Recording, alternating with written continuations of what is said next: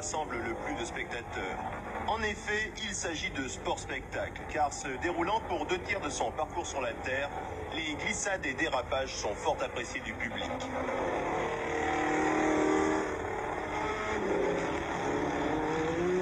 Nous sommes à Mayenne pour la première épreuve du championnat de France. Et pour la première fois, une Talbot Murena Turbo a fait son apparition en compétition.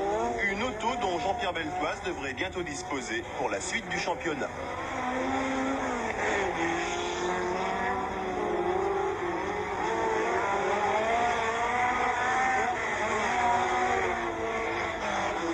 En attendant, les Talbot Rallye 2 équipés de moteurs 130 chevaux sont toujours un des moyens de courir parmi les plus économiques.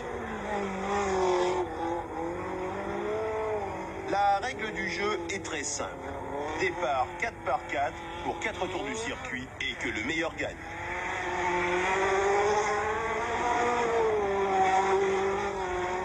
Défense de se pousser, défense de se toucher, le rallycross n'est pas du stock car c'est un sport où les meilleurs n'hésitent pas à venir concourir.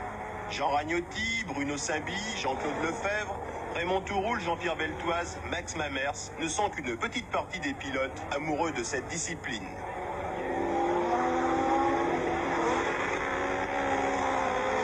Les autos sont en fait des silhouettes. Tout est permis à condition de garder la ligne générale de la voiture et le bloc moteur d'origine. C'est dire si les préparateurs ont tout loisir de s'exprimer. Les voitures sont divisées en deux grandes catégories. Tout d'abord les GT, qui regroupent parmi les meilleures autos les Alpine 310 ou les Porsche Turbo. Une formule choisie par Rémi Julienne, Max Mamers ou Raymond Touroul.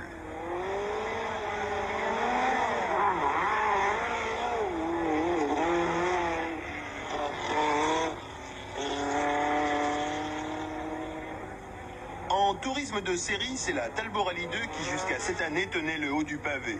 Des pilotes comme Roger Sevreton ou Pierre Brunetti se permettent de battre au volant de voitures de 135 chevaux, des GT qui souvent en affichent plus de 300.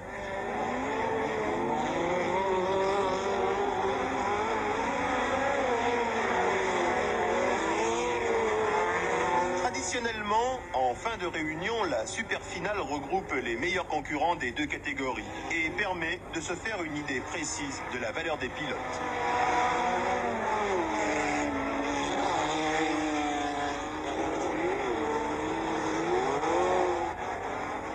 Cette année, Raymond Touroul et sa Porsche 3 litres semblent au mieux de leur forme pour remporter un championnat véritablement très disputé.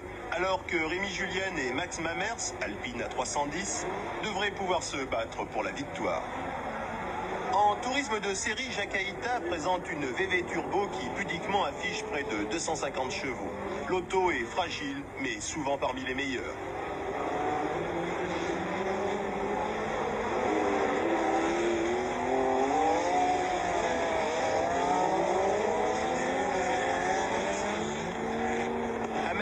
Victoire donc de Raymond Touroul, mais le championnat ne fait que commencer.